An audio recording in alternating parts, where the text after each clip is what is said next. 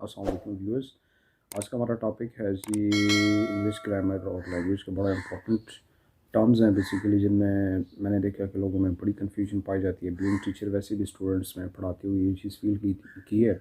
इसके अलावा ये है कि ये ऐसी टर्म्स हैं जो तकरीबन मैट्रिक लेवल से ग्रेजुएशन, मास्टर्स और तकरीबन हर किस्म के एग्ज़ाम्स में जो है मतलब सिलेक्शन या रिक्रूटमेंट के जो एग्ज़ाम्स हैं उनमें आती रहती हैं। सो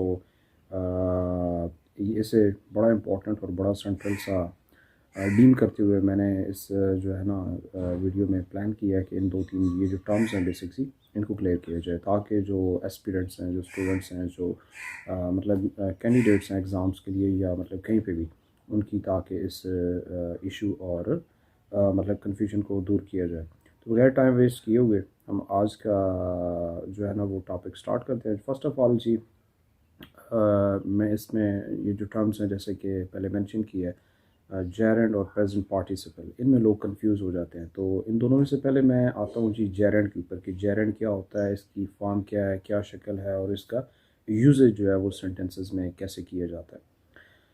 तो बेसिकली आपने एक चीज़ याद रखनी है कि जो जेरेंड जो है ये आपको V1 जमा ING की फॉर्म में मिलेगा। मतलब एक चीज़ सबसे पहले तो आपको शक्ल इसकी मतलब जो है वो दिमाग में होनी चाहिए कि जेरेंड होता कैसा है। V1 यानी वर्ब की फर्स्ट फॉर्म और उसके साथ जब ING लगा हुआ हो तो ये जो मिक्स आपको फॉर्म, ये जो एक मतलब मिक्स वर्ड आपके पास कंपाउंड वर्ड जो आएगा, इस वर्ड जो है मतलब इस शक्ल को आप कहेंगे जी जेरेंड। अब बेसिकली जो प्रेजेंट पार्टिसिपल है ऑन द अदर हैंड, उसकी भी जो शक्ल है, जो उसकी फॉर्म है, वो भी यही पाई जाती है, यानी V1 + ING। अब इनका बेसिकली यूजेज है, इनकी फंक्शनल जो है वो नेचर है जो दोनों को डिफ्रेंशिएट करती है। अब आपने इस पॉइंट को बड़ा सिंपल सा पॉइंट है, सिर्फ जो है ना वो आपने क्लियरली दिमाग में सेव कर लेना है, तो इंशाल्लाह हमेशा के लिए ये जो आपका कॉन्सेप्ट है वो क्लियर हो जाएगा।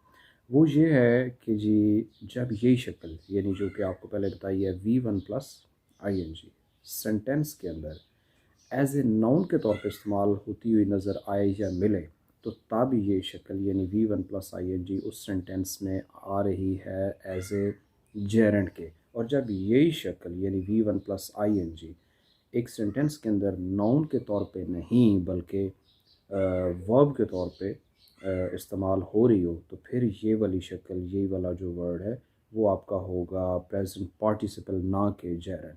ठीक हो जी। तो दूसरी बात हो रही थी इसकी मतलब जब ये शक्ल आपको नज़र आएगी वर्ब के तौर पे, तो तब ये वाली शक्ल फ़िक्रे में आएगी एज ए प्रेजेंट पार्टिसिपल के। अब दोनों की मैं आपको एग्जांपल देता हूँ, सिंपल सी एग्जांपल है, एक ही वर्ड से जो है ना दोनों एग्जांपल्स कोट करता हूँ ताकि आपको दोनों का डिफरेंस और इस्तेमाल और जो उसकी शनाख्त है उसमें मतलब जो है वो फ़र्क महसूस हो। मैं दो फ़िक्रे आपके सामने बोलूँगा। एक फ़िक्रा है जी कि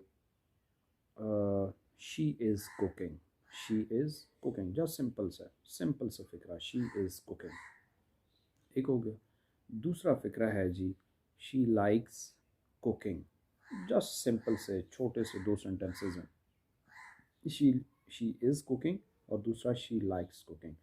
अब जो पहला सेंटेंस है उसमें शी हो गया आपका सब्जेक्ट प्रोनाउन और इज़ हो गया आपका ऑक्सिलियरी यानी कि हेल्पिंग वर्ब भी आप इसे बोल सकते हैं, और कुकिंग मेन वर्ब आ गया यानी कि काम हो रहा है। अब कुकिंग वही V1 + ING है, वही फॉर्म है, लेकिन अब वो इस फिक्रे में एज ए नाउन के तौर पे इस्तेमाल हुआ है। तो पहले फिक्रे में जो लफ्ज़ कुकिंग है that is gerund, sorry present participle, और दूसरा जो फिक्र है she likes cooking, she likes cooking. अब इसमें शी आपका सब्जेक्ट प्रोनाउन आ गया, लाइक्स आपका वर्ब आ गया, और साथ जो कुकिंग है वो एज ए नाउन है। तो अब इस फिक्रे में आपका जो है कुकिंग का लफ्ज़ वही लफ्ज़ कुकिंग ही है, कुकिंग यानी V1 + ING, लेकिन यहाँ पे एज ए नाउन आया, तो अब ये इस फिक्रे में जेरेंड है। तो मतलब सिंपली वंस अगेन मैं इसे कंक्लूड करता हूँ कि शक्ल दोनों की सेम होती है यानी V1 + ING।